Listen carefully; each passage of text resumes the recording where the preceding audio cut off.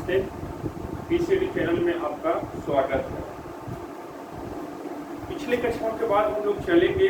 जो विद्यार्थी नए हैं, हमारे चैनल को पहली बार देख रहे हैं, तो प्लेलिस्ट में जाइए और भारतीय अर्थव्यवस्था का पहला वीडियो से देखिए, तो आपको कोरिलेट करने में आसानी होगा।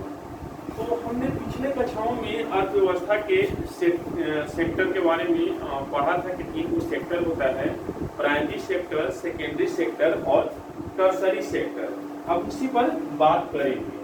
तो प्राथमिक सेक्टर यानी प्राइमरी सेक्टर जो है, ये किसको करते हैं? इनमें उन आर्थिक क्रियाओं को शामिल किया जाता है जो प्रत्यक्ष तौर पर प्रकृति और पर्यावरण पर निर्भर करता है। जैसे देखिए ना, हम बताते हैं कि कोई देश है या आपको ही जो है ना, तो जंगल में छोड़ दिया गया, आदि मानव को ले लीजिए ना, तो आदि मानव जो है सबसे पहले किस चीज से अपना भोजन पानी करता था? पूर्ण रूप से प्रकृति पर निर्भर था। यानी प्राकृतिक से जो कंद मूल फल उसको खाने के लिए मिलता था, जो मांस मछली खाने के लिए मिलता था, वही खाता था। तो अब सीधे याद रखिए ना कि प्रकृति और पर्यावरण से जो चीज जो मिलता है अर्थव्यवस्था में डायरेक्ट, मतलब प्रकृति से जो चीज हमें डायरेक्ट मिलता है वो प्राथमिक क्षेत्र में हो जाएगा। रटने उठने का कोई चीज नहीं है। तो कौन कौन चीज हमको मिलेगा भाई? तो कृषि, अरे धान हो गया, गेहूं हो गया, मक्का हो गया, ये सब क्या चीज है? कृषि का है। और किससे मिलता है? तो डायरेक्ट प्रकृति से मिलता है। दूसरा हो गया पशुपालन, मतलब दूध वगैरह, मांस वगैरह जो मिलता है, किससे मिलता है भाई? तो पशुपालन से मिलता है। हमको डेयरी प्रोडक्ट जो किससे मिलता है भाई? तो पशुपालन से दूध मिलता है। तो ये जो है आपका प्राइमरी सेक्टर में हो गया। खनन, उत्खनन, डायरेक्ट कह तो रहे हैं कि प्रकृति से जो चीजें हमें डायरेक्ट मिलता है उसको आप रख लीजिए प्राकृतिक प्राथमिक क्षेत्र में रख लीजिए। वानिकी हो गया, मत्स्य पालन हो गया, ये सब। अब चलते हैं द्वितीय क्षेत्र में। तो इनमें उन आर्थिक क्रियाओं को शामिल किया जाता है जिसमें उपलब्ध प्राकृतिक संसाधनों का रूप बदलकर उसे मूल्यवान बना दिया जाता है। जैसे देखिए ना, आपको है दूध लिए, गाय से निकाल लिए, आप भैंस से दूध निकाल लिए। अब दूध को बदल लीजिए पनीर में, जो दूध है उसको बदल लीजिए पनीर में। तो पनीर जो है ना हमारा सेकेंडरी आपका सेक्टर का हो जाएगा। जैसे आप जो है क्या बोलते हैं कि आपके पास में गेहूं है और गेहूं को पीस दीजिए, पिसवा दीजिए, आटा बना के उसका ब्रेड बना दीजिए। तो ब्रेड हमारा किस में हो जाएगा? तो सेकेंडरी सेक्टर में हो जाएगा। और बताते हैं आपको, पेट्रोलियम पदार्थ है, निकाल लीजिए, अब उसको रिफाइन कर दीजिए। रिफाइन करने के बाद जो हमको प्रोडक्ट मिलेगा वो किस में हो जाएगा? वो सेकेंडरी सेक्टर में हो जाएगा। मतलब सीधा सीधी आपको याद रखना है कि प्राइमरी सेक्टर के हेल्प से जो प्रोडक्ट हमको मिलता है वो भैया सेकेंडरी सेक्टर यानी द्वितीय क्षेत्र का चीज होता है। इसमें मुख्य रूप से औद्योगिक गतिविधि होता है। अरे आप जो है ब्रेड बनाते हैं, कहाँ बनाते हैं? कल कारखाना बनाते हैं। तो कल कारखाना की जो गतिविधि होगा वो औद्योगिक क्षेत्र में ही आएगा ना। तो ये जो इसमें मुख्य रूप से जो है सेकेंडरी सेक्टर में औद्योगिक गतिविधि को शामिल किया जाता है। ये औद्योगिक गतिविधि जो है ना 3 तरह से होता है कल कारखाना में। या तो उस चीज का निर्माण करते हैं, या विनिर्माण करते हैं, या प्रसंस्करण करते हैं।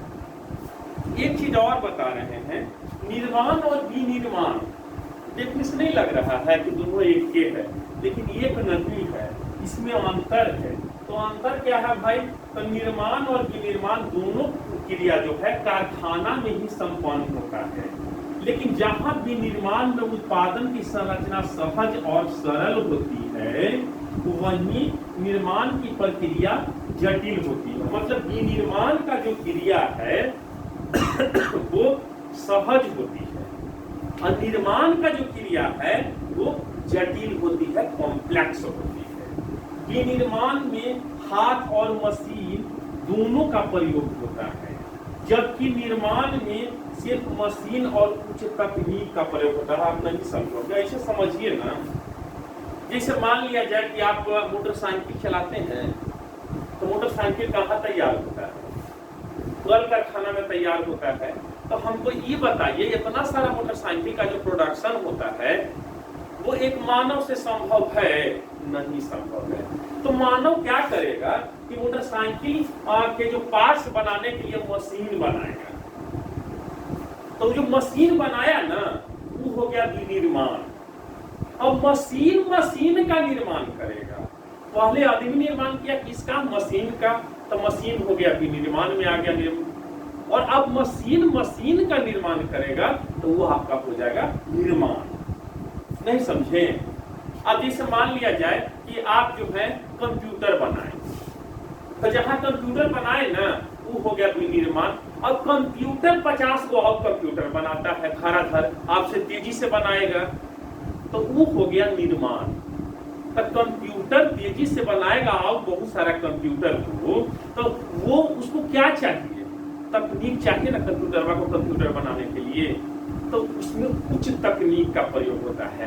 मतलब ये हुआ कि विनिर्माण में जो है हाथ और मशीन का उपयोग होता है, लेकिन निर्माण में सिर्फ मशीन और उच्च तकनीक का प्रयोग होता है। वहां पर मनुष्य का कोई कार्य नहीं है।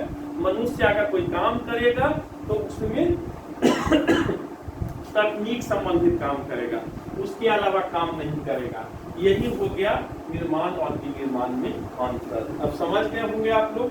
अब पढ़ते हैं प्रसंस्करण।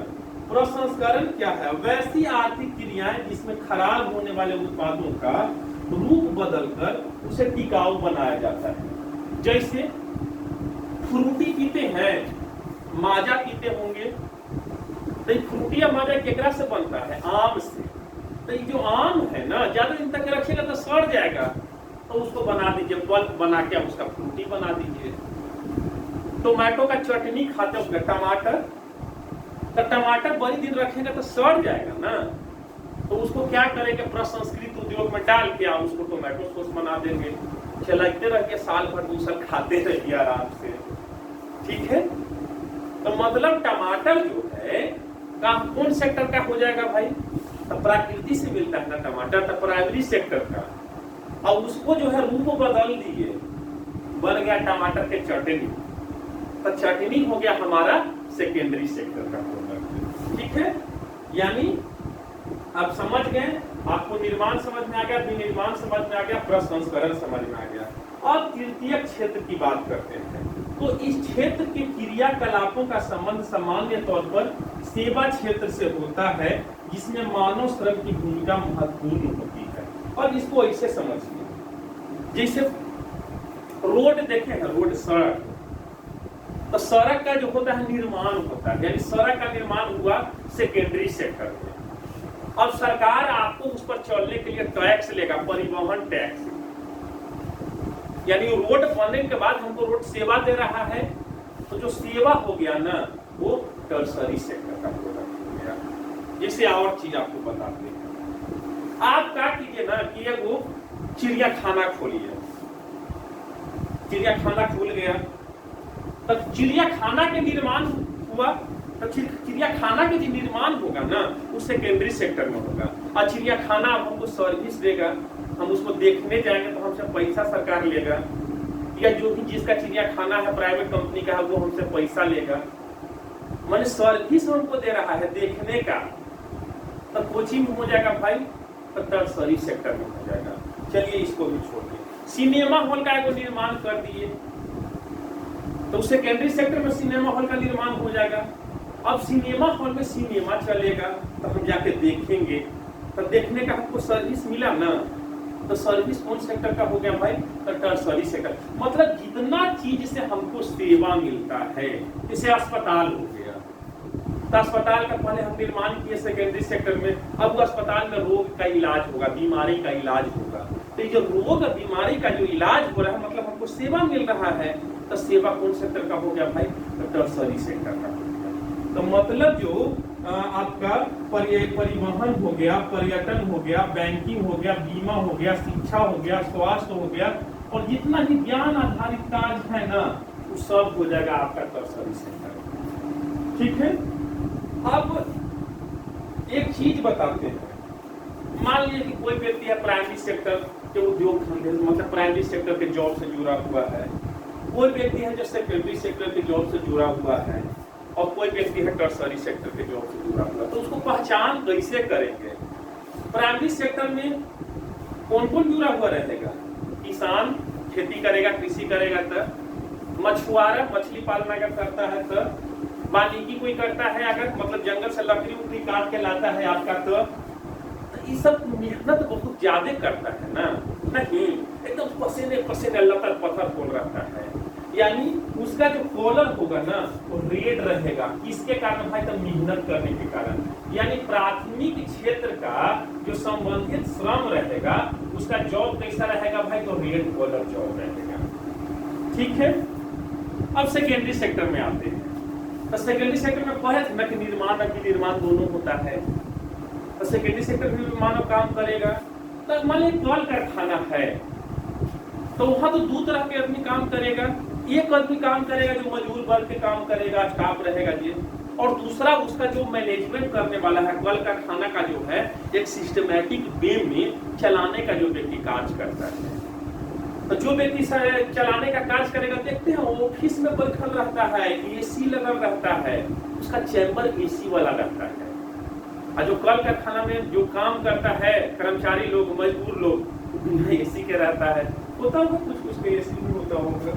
यानी जो हमारा द्वितीय क्षेत्र हो गया, वहां पर दो तरह के कार्य होता है। एक तो शारीरिक श्रम वाला कार्य होता है, मतलब शारीरिक श्रम करता है, और दूसरा होता है प्रबंधन वाला। तो जो शारीरिक कार्य वाला काम करेगा ना उसको ब्लू कॉलर जॉब करेंगे, और जो प्रबंधन वाला कार्य करेगा ना उसको व्हाइट कॉलर जॉब करेंगे। ठीक है, और टर्सरी सेक्टर वाला जो काम करेगा जी, तो पूरा आराम से बैठल रहेगा।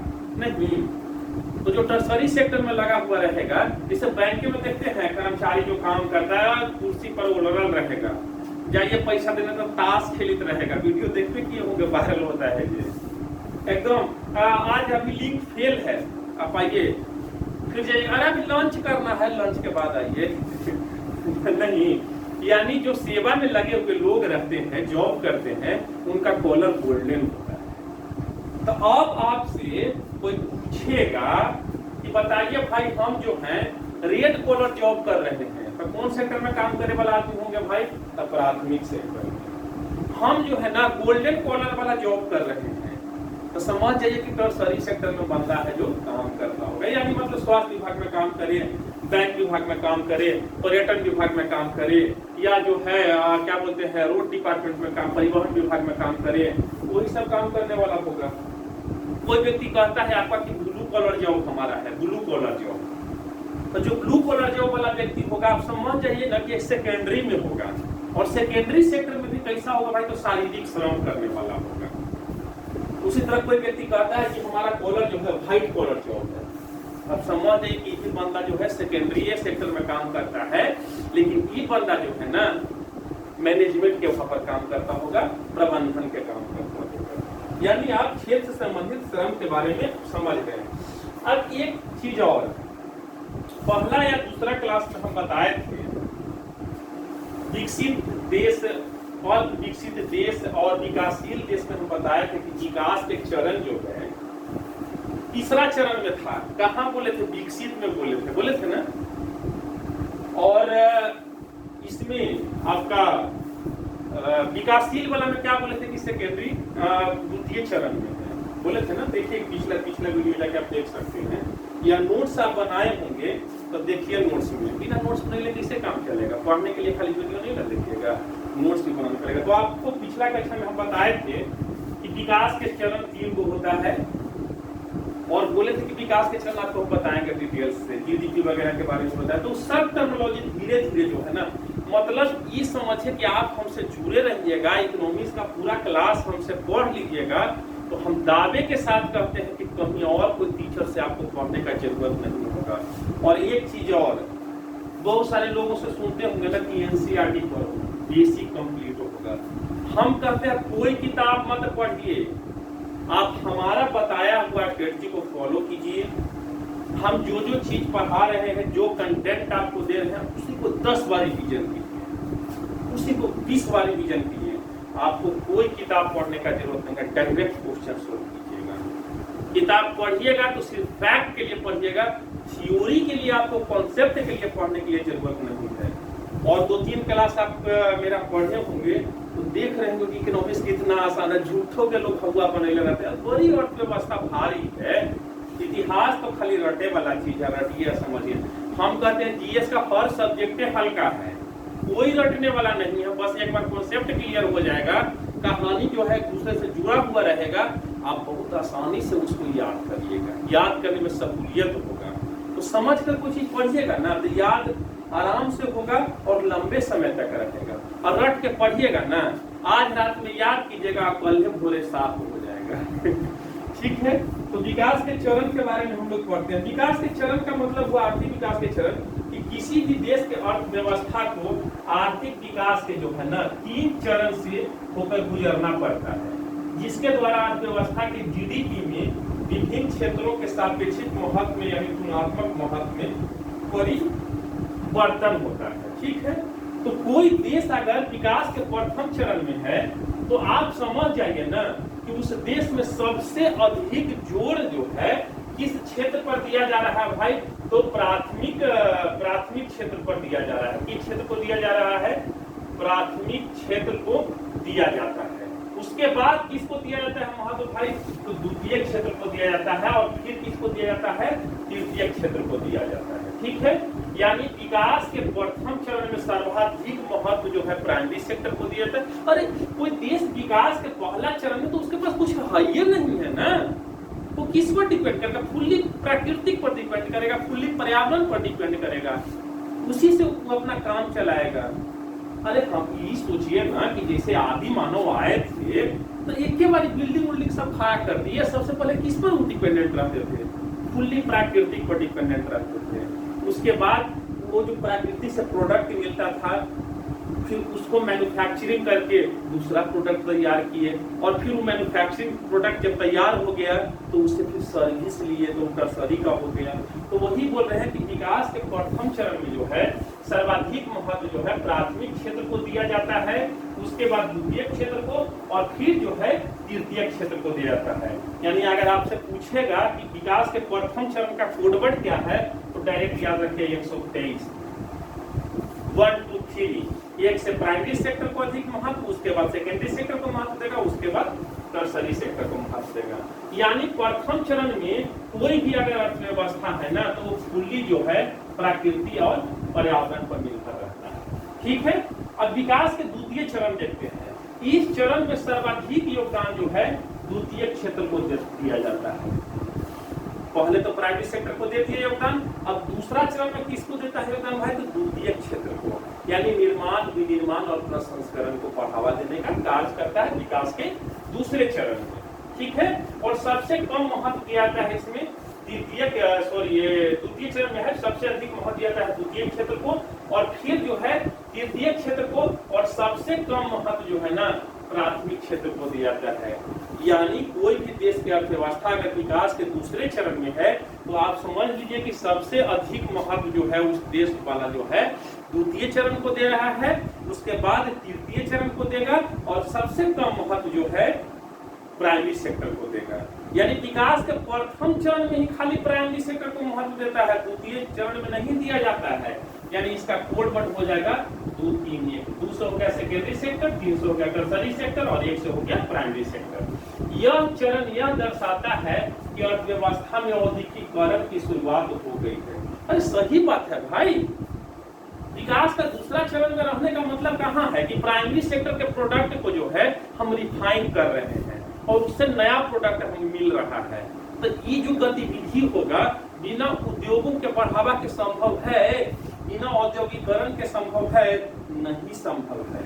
यानी विकास के अगर दूसरा चरण में कोई देश है तो हम समझ जाएंगे कि उसके यहाँ जो है औद्योगिकरण का शुरुआत हो गया है। अब पढ़ते हैं तीसरा चरण। इस चरण के तहत सर्वाधिक महत्व जो है किसको दिया जाता है भाई, तो टर्सरी सेक्टर को दिया जाता है। दूसरा नंबर पर किसको देता है महत्व भाई, तो सेकेंडरी सेक्टर को देता है, और सबसे कम महत्व प्राइमरी सेक्टर को दिया जाता है। इसका कोड वर्ड देखिएगा तो 321, यानी पहले टर्सरी को महत्व देगा, फिर सेकेंडरी को, फिर प्राइमरी को। इस चरण में मानव संसाधन की भूमिका महत्वपूर्ण हो जाती है, ठीक है। और यह चरण यह दर्शाता है कि अर्थव्यवस्था में संरचना जो है समृद्ध हो चुका है। अर्थव्यवस्था में सामाजिक संरचना जो है असमृद्ध हो चुका है। मतलब जो समाज को चाहिए, स्कूल चाहिए, कॉलेज चाहिए, हॉस्पिटल चाहिए, उसके बाद में मतलब उच्च क्वालिटी का जीवन यापन करने का जो सुख सुविधा होता है, भौतिक मौलिक तत्व होता है, जो भौतिक तत्व होता है वो जो है उस देश के व्यक्ति को जो है मिल रहा है, अगर वो देश जो है विकास के तीसरे चरण में है तो, ठीक है। लेकिन एक चीज खुद से देखिए कि विकास के तीसरा चरण में अगर होगा तो देश कैसा देश होगा, विकसित होगा, है ना, बताए थे पिछला कक्षा में, देख सकते हैं, ठीक है। तो अब भारत के मतलब अब एक चीज याद रखिए, एक चीज फिर बोल रहे हैं, मतलब विकास के प्रथम चरण का कोड क्या होगा भाई 123, दूसरा चरण का कोड क्या होगा भाई तो 231, और तीसरा चरण का कोड क्या होगा भाई तो 321। यानी अगर आपसे कोई बोले कि कोड 321 से बताइए उस देश जो है विकास के कौन सा चरण में है, तो 321 का मतलब हो गया कि तीसरा चरण में है, ठीक है। 231 का मतलब हो गया कि विकास के दूसरा चरण में है, और 123 का मतलब होगा कि विकास के पहला चरण में है। तो भारत की स्थिति देखते हैं, तो जब भारत आजाद हुआ था ना और देश में संविधान जब लागू हुआ, अब पहला जब आर्थिक समीक्षा आया था 1950-51 में, तो उस समय प्राथमिक क्षेत्र का योगदान था 53% है, द्वितीय क्षेत्र का योगदान था 16.6% है, और तृतीय क्षेत्र का योगदान था 30.4%। वही चीज अगर हम 2019-20 का जो आर्थिक समीक्षा भी नया वाला आया है उसमें देखेंगे क्या, तो प्राथमिक क्षेत्र का योगदान जो है 20.3% है, द्वितीय क्षेत्र का जो योगदान है आपका 24.7% है, और तृतीय क्षेत्र का जो योगदान है आपका 55% है, ठीक है। तो अब इसका कोडिंग देखेंगे, तो इसका कोडिंग आपका जो है 132 है आपका 1950-51 वाला में, और आपका 2019-20 वाला में कोडिंग है 321। यानी अभी वर्तमान में जो है भारत जो है विकास के कौन से चरण में है, तो विकास के तीसरे चरण में है। लेकिन एक बात बताइए कि जब भारत में विकास शुरू हुआ था देश की आजादी के बाद, तो 132 कोई चरण है, यानी पहला चरण क्या होना चाहिए था 123 होना चाहिए था, और दूसरा चरण है जो 321 होना चाहिए था, सॉरी 231 होना चाहिए था। तो हमारा 123 नहीं मिला और हमको 231 भी नहीं मिला, डायरेक्ट हमको मिलता है काम भाई तो 321। तो एक प्रश्न भी उठता है कि क्या कारण है कि भारत में पहला चरण दूसरा चरण का शुरुआत नहीं होता है विकास का, डायरेक्ट तीसरा चरण का शुरुआत होता है। तो ये हम लोग कल देखेंगे, अगले कक्षाओं में देखेंगे। आपको बहुत इजी लैंग्वेज में लेमैन की भाषा में हम समझा रहे हैं, किसी तरह का कोई समस्या हो, आपको मेरे पढ़ाने का तरीका अगर नहीं समझ में आता हो या कोई तरह के शिकायत या सुझाव हो तो प्लीज आप हमें कमेंट करके बताइए, उसमें हम सुधार करेंगे, ठीक है। और कोरोना बहुत तेजी से बढ़ रहा है, हम चाहेंगे आप लोग से कि घर में रहें, हम क्लास दे ही रहे प्रोवाइड करें, बाहर जितना कम से कम हो सके निकलिए, परिवार के साथ रहिए, सुरक्षित रहिए, समझदार बनिए, ठीक है। मिलते हैं अगले वीडियो में। नमस्ते, जय हिंद।